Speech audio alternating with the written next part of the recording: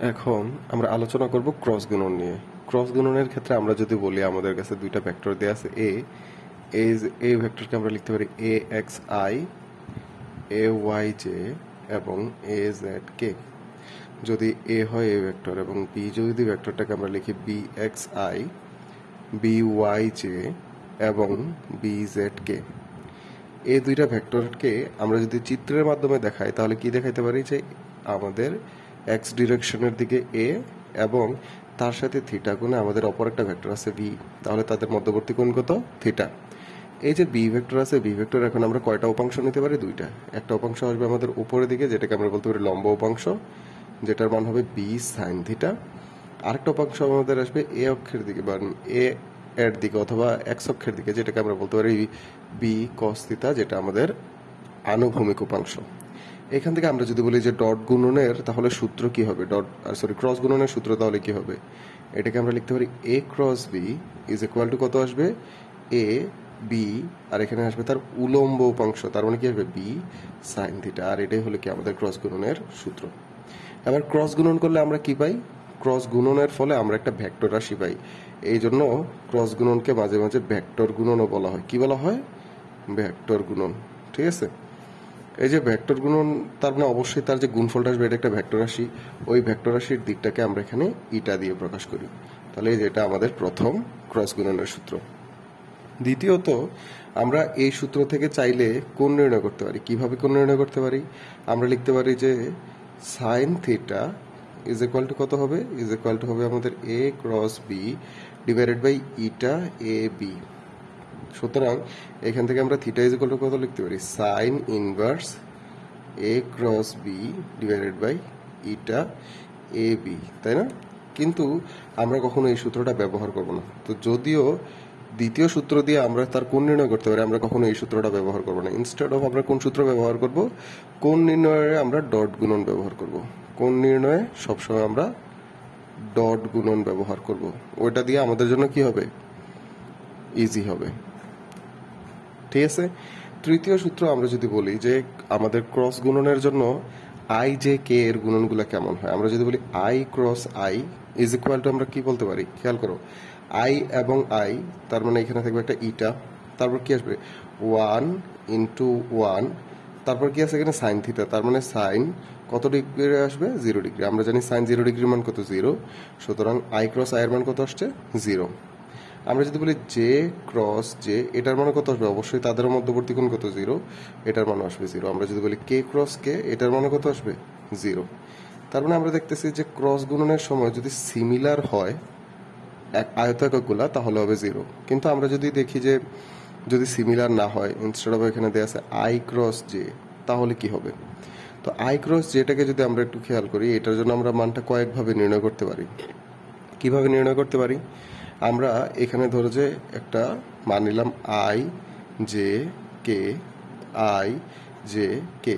যেটা মনে রাখতে হবে, ক্রস গুণনের সময় মান সবসময় কি করবে? আমি যদি ডান দিকে গুণ করি, ঠিক আছে, যে আই এর সাথে জে এর ক্রস গুণন করলাম, তার মানে এটার উত্তর কি হবে? পজিটিভ এর পরেরটা। কিন্তু আমি যদি গুণ করে বাম দিকে আসি, তাহলে তার উত্তর কি হবে? নেগেটিভ এর আগের মানটা হবে। তার মানে দেখো, আমরা লিখলাম আই ক্রস জে, তার মানে আমি ডান দিকে গেছি, সুতরাং এর জন্য কি হবে? পজিটিভ এর পরেরটা, তার মানে আসবে প্লাস কে। আমি যদি বলতাম জে ক্রস আই, তাহলে এটার মান কি হতো? খেয়াল করো, জে ক্রস আই, তার মানে আমি কোন দিকে আসছি? বাম দিকে আসছি। এটার জন্য কি হবে? নেগেটিভ এর আগেরটা, তার মানে কি আসছে? মাইনাস কে। এভাবে আমরা কি করতে পারি? আমাদের মানগুলা নির্ণয় করতে পারি। তাহলে আই জে কে এর কিন্তু আমরা মান পেয়ে গেছি কার জন্য? ক্রস গুণনের জন্য। এবার ক্রস গুণনের জন্য আমরা কি করব?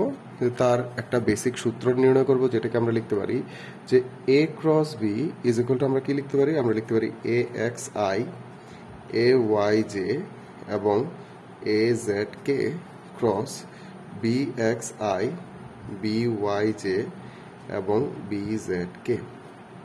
এখান থেকে আমরা কি করতে পারি? আমরা এই এ এক্স দিয়ে এই তিনটাকে একবার ক্রস গুণন করতে পারি। ঠিক সিমিলার এ ওয়াই দিয়ে এই তিনটাকে ক্রস গুণন করতে পারি, এ জেড দিয়ে এই তিনটাকে ক্রস গুণন করতে পারি, তাই না? তাহলে আমরা যদি লিখি এ এক্স বি এক্স, এখানে কি আসছে? আই ক্রস আই, প্লাস দিয়ে কি আসছে? এ এক্স বি ওয়াই। এখানে দেখো আই এর সাথে কি আসছে? বি ওয়াই এর সাথে আছে জে, তাহলে হবে আই ক্রস জে। আমরা নিতে পারি কি প্লাস দিয়ে এ এক্স বি জেড, এখানে কি আসবে আই ক্রস কে। তাহলে আমাদের কি চলে আসছে খেয়াল করো, I cross I, I cross j, i cross কে। তারপরে আমরা যদি এ ওয়াই দিয়ে বাকি তিনটাকে গুণ করতে চাই তখন কি আসবে এ ওয়াই বি এক্স, এখানে আসছে জে ক্রস আই। তারপরে a y b Y j cross j, তারপর কি আসবে প্লাস দিয়ে এ ওয়াই বি জেড, এখানে কি আসবে কে সরি জে ক্রস কে, তাই না? তাহলে দেখো J cross I, J cross J, J cross কে। তার মানে অবশ্যই এর পরের যে মানটা আসবে এটা কি, যে আমরা এ জেড কে দিয়ে বাকি তিনটাকে ক্রস গুণন করব। তাহলে কি আসতেছে এ জেড বি এক্স, এখানে কি আছে যে কে ক্রস আই, প্লাস দিয়ে এ জেড বি ওয়াই, এখানে কি আছে কে ক্রস জে, প্লাস দিয়ে আমরা কি লিখতে পারি এ জেড বি জেড, এখানে কত আসবে কে ক্রস কে। আমরা একটু আগে যে সূত্রটা দেখছি এটা হলো কি ক্রস গুণনের ক্ষেত্রে আমরা বলতে পারি যে আমাদের যদি কি হয় যে আই ক্রস আই সিমিলার হয় তাহলে এটা হয়ে যায় জিরো। তাহলে এই মানটা হবে জিরো, এই মানটা হবে জিরো এবং এই মানটা হবে জিরো, কারণ এখানে কি আসছে I cross I, J cross J, K cross কে। এগুলো যদি জিরো হয় এখন আমাদের বাকি আছে কি I cross j, i cross K, J cross I, J cross K cross I, K cross J, এগুলো বাকি আছে। তো আমরা যদি সূত্র লিখি I J K, I J K, এই যে এটা হলো যে আমরা এখানে লিখলাম, ঠিক আছে। লিখার পরে আমরা যদি দেখি যে a cross b is equal to কত আসবে, a cross b is equal to আমরা লিখতে পারি এখানে আছে a x b x sorry b y, a x b y, এখানে আছে i cross j, i cross j মানে কি আমি আই থেকে জে এর দিকে গেছি তার মানে হবে পজিটিভ এর পরেরটা, তাহলে কি আসবে কে ভেক্টর। তারপরে যদি সাথে সাথে আমরা লিখি এ এক্স বি জেড, এখানে কি আছে আই ক্রস কে, তাহলে আই থেকে যদি আমি কে এর দিকে যাই তাহলে বাম দিকে আসা লাগতেছে তার মানে নেগেটিভ যে হবে, তাহলে আমরা লিখতে পারি মাইনাস, তারপর কি আসবে এ এক্স বি জেড এবং কি আসবে আমাদের আই ক্রস কে আসছে না, তাহলে আসবে মাইনাস যে, এই যে যেটাকে হলে যে আমরা এখানে লিখলাম। এরপরে আমরা যদি দেখি এ ওয়াই বি এক্স আমরা লিখলাম জে ক্রস আই, খেয়াল করো আমি জে থেকে আগে গেছি তার মানে কি হবে মাইনাসের কে, সুতরাং এখানে মাইনাস এ ওয়াই বি এক্স কে ভেক্টর। তারপর আমরা যদি দেখি এ ওয়াই বি জেড, এখানে জে ক্রস কে, আমি জে থেকে কে গেলে কি হবে প্লাস আই, আমরা লিখতে পারি প্লাস এ ওয়াই বি জেড, এখানে হবে কি আমাদের জে ক্রস কে, তাহলে জে থেকে কেটে গেলে হবে প্লাস আই, তাহলে এখানে হবে আই ভেক্টর। এরপরেরটা আমরা যদি দেখি এটা কি কে ক্রস আই, আমরা কে থেকে আই গেলে এটাও কি ডান দিকে যাচ্ছে তার মানে প্লাস জে, তাহলে হবে প্লাস এখানে হবে কত এ জেড বি এক্স এবং কত হবে কে ক্রস আই না, তাহলে প্লাস জে। এবং সর্বশেষ আমরা যদি দেখি এটা কি আছে কে ক্রস জে, তাহলে কে থেকে যেতে গেলে কি উল্টা দিকে আসা লাগতেছে, সুতরাং এটা হবে মাইনাস আই, তার মানে হবে minus A Z B Y into কত আই, তাহলে এই যে আমাদের মানগুলো চলে আসছে। এবার এখান থেকে আমরা আই এর যে সহগ এগুলো কমন নিলাম, আই এর সহগ কি আছে খেয়াল করো, এটা একটাই এটা একটাই, আমরা লিখতে পারি a y b z minus A Z B y. ঠিক সিমিলার আমরা প্লাস কি করলাম জে কমন নিলাম, তাহলে জে যদি কমন নেই এটা মাইনাসের জে এটা প্লাসের জে, তাহলে কি হবে A Z B X minus A x B Z এবং সর্বশেষ প্লাস আমরা কে কমন নিলাম, তাহলে কে এর এই দুইটা মান আছে আমরা লিখতে পারি a x b Y minus A y B x. এই যে মানগুলো আছে এইগুলোকে আমরা একটা নির্ণায়ক দিয়ে প্রকাশ করি, যেটা আমাদের সূত্র কি আসে আই জে কে, এখানে আসবে কি a x a y a Z B x b y b z. এই সূত্রটাই হলো কি আমাদের ক্রস গুণনের নির্ণায়ক দিয়ে নির্ণীত সূত্র, যে সূত্রটা আমরা বারবার ব্যবহার করি। তো আমরা যদিও এটা লিখবো কিন্তু অঙ্ক করার সময় আমরা আবার এই সূত্রটা নিয়ে আসবো, যেটা আমাদের ক্রস গুণনের খুব গুরুত্বপূর্ণ একটা সূত্র। ক্রস গুণনের পর আমরা আবার যেটা নিয়ে আলোচনা করবো এটা হলো যে ক্রস গুণনের আমরা দেখবো হলো যে শর্ত দেখবো। তো শর্তটা কিসের শর্ত ক্রস গুণনের জন্য, ক্রস গুণনের জন্য যে শর্তটা সেটা সমান্তরাল হওয়ার শর্ত। কার শর্ত? সমান্তরাল হওয়ার শর্ত। তো সমান্তরাল হওয়ার শর্ত কেন? কারণ আমরা যদি দেখি যে ক্রস গুণনের মান শূন্য, মানে a cross b is equal to zero, তার মানে আমরা লিখতে পারি ইটা এ b sine theta is equal to zero. তার মানে অবশ্যই এই যে এ বি সাইন থিটার মান জিরো হবে কখন, যখন সাইন থিটার মান জিরো হবে। আমরা বললাম সাইন থিটার মান জিরো, আর সাইন থিটার মান কখন জিরো হয় আমরা লিখতে পারি সাইন ইনভার্স 0 এর ক্ষেত্রে, যেটার মান কত 0 ডিগ্রি। অর্থাৎ আমরা বলতে পারি যদি থিতার মান 0 ডিগ্রি হয় তখন a ক্রস b এর মান কি হবে 0। সুতরাং আমরা বলতে পারি যে যদি a ক্রস b সমান সমান কি হয় 0, সুতরাং দুইটা ভেক্টর কি হবে সমান্তরাল হবে। আর এই জন্য এটাকে আমরা কি বলি সমান্তরাল হবার শর্ত।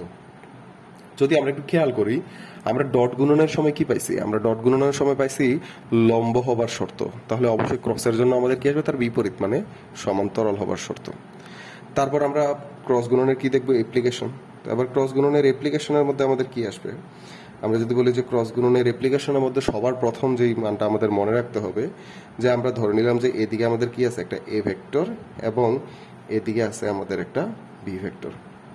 তাহলে এই এ ভেক্টর এবং বি ভেক্টরকে আমরা যদি কি করি, হলে যে দুইটা বাহু ধরে, বর্গের দুইটা বাহু ধরে এখানে একটা সামান্তরিক অঙ্ক করি, তাহলে এই যে সামান্তরিকটা আমরা অঙ্ক করছি, সামান্তরিকের আমরা কি নিয়ে আসতে পারি, ক্ষেত্রফল নিয়ে আসতে পারি না। এই ক্ষেত্রফলটাকে আমরা কি দিয়ে প্রকাশ করতে পারি, যে সামান্তরিকের ক্ষেত্রফল, সামান্তরিকের ক্ষেত্রফল সমান সমান কি হবে, যেটা মনে রাখতে হবে আমরা কি জানি দৈর্ঘ্য ইনটু প্রস্থ আসবে, সুতরাং এ ক্রস বি, অবশ্যই তার আমরা কি নিব মান নিব। যেহেতু ক্রস গুণন একটা ভেক্টর গুণফল, তার মানে তার গুণফলটা আসবে একটা ভেক্টর রাশি, কিন্তু ভেক্টর রাশি তো আর আমাদের কোনো ক্ষেত্রফলের মান হইতে পারে না। সুতরাং অবশ্যই আমাদের এই ক্ষেত্রফল নির্ণয় করার জন্য কি নিতে হবে, ওই ভেক্টরটাকে তার মানে রূপান্তর করতে হবে। কিন্তু আমরা যদি এটা সামান্তরিক না নিয়ে আমরা বলি ত্রিভুজের ক্ষেত্রফল,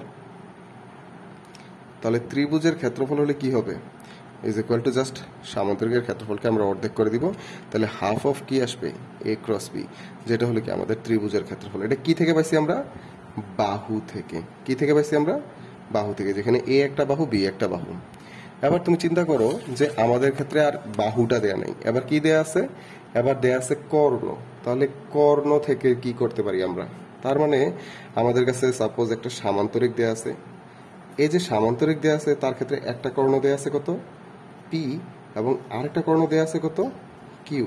খেয়াল করো পি এবং কিউ, যদি দুইটা কর্ণ দেয়া থাকে তাহলে আমাদের যেটা মনে রাখতে হবে, কর্ণ থেকে যদি আমরা কি করতে চাই সামান্তরিকের মানে চতুর্ভুজের ক্ষেত্রফল নির্ণয় করতে চাই, তাহলে তার মানটা হবে কি just half of P cross Q এর মান নির্ণয় করা লাগবে। আর যদি এটা থেকে আমরা ত্রিভুজ বের করতে চাই, তার মানে কর্ণ থেকে আমরা ত্রিভুজ বের করতে চাই, তাহলে ত্রিভুজ কি হবে সামান্তরিকের অর্ধেক, তাহলে অর্ধেকের অর্ধেক কি হবে 1/4 পি ক্রস কিউ। আর এটা হলো কি আমাদের সামান্তরিকের কর্ণ থেকে ক্ষেত্রফল নির্ণয় করার সূত্র। এগুলো দিয়ে আমরা ক্রস গুণনের সকল সমস্যা সমাধান করতে পারবো।